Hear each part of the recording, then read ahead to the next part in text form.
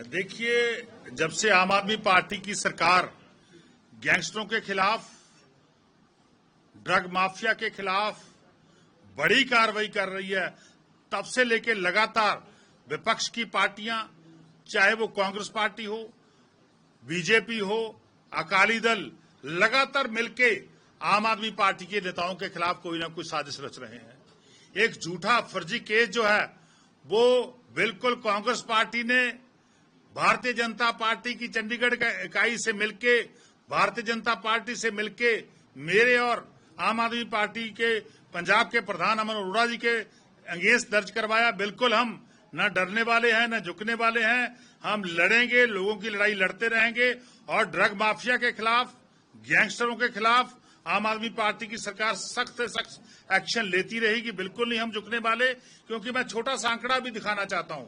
कि जब एक बार चंडीगढ़ की पुलिस ने अपना रिकॉर्ड हाईकोर्ट में पेश किया 15/5/24 को, यानी लास्ट ईयर मई की 15 मई को 2024 में, तो हाईकोर्ट में इन्होंने बताया कि हमारे 7,000 से ऊपर कंप्लेंट्स जो पेंडिंग पड़े हैं, उनके ऊपर हमने पिछले लगभग साल से कोई भी एक्शन नहीं लिया। और उसके बाद अब एक नई रिपोर्ट निकल के सामने आई है, जिससे पता चलता है कि लगभग 4700 से ऊपर, 4700 से ऊपर कंप्लेंट्स अभी भी चंडीगढ़ पुलिस के पास पेंडिंग पड़ी है, जिनके ऊपर कोई भी एक्शन नहीं हुआ, जिनमें बड़ी बड़ी लूट की घटनाएं हैं, ठगी की घटनाएं हैं, चोरी की घटनाएं हैं, सीना चोरी की घटनाएं हैं, बहुत सारी घटनाएं हैं। उनके ऊपर चंडीगढ़ पुलिस कोई एक्शन नहीं ले पाई, पर लेकिन आम आदमी पार्टी के नेता के खिलाफ एक झूठी कंप्लेंट के ऊपर जो भी कांग्रेस पार्टी ने करी है और विद इन 24 आवर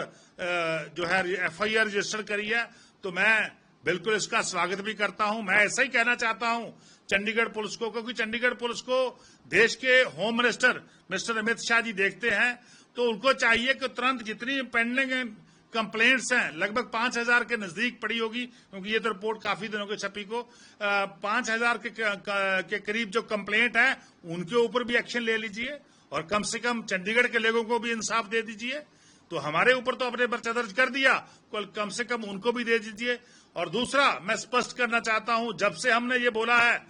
कि भारतीय जनता पार्टी की गुजरात सरकार ने लॉरेंस बिश्नोई को वहां रखा हुआ है, वहां से गुजरात से ही देश के ऑनरेबल प्रधानमंत्री जी नरेंद्र मोदी जी आते हैं, देश के होम मिनिस्टर साहब आते हैं, उसी जेल से देश के व्यापारियों को रैंसम कॉल आ रही है, उसी जेल से पंजाब के व्यापारियों को, हिमाचल के व्यापारियों को, उसी जेल से तमिलनाडु के व्यापारियों को, उसी जेल से वेस्ट बंगाल के व्यापारियों को कॉल आ रही है, जहां जहां विपक्ष के स्टेट हैं, जहां भारतीय जनता पार्टी के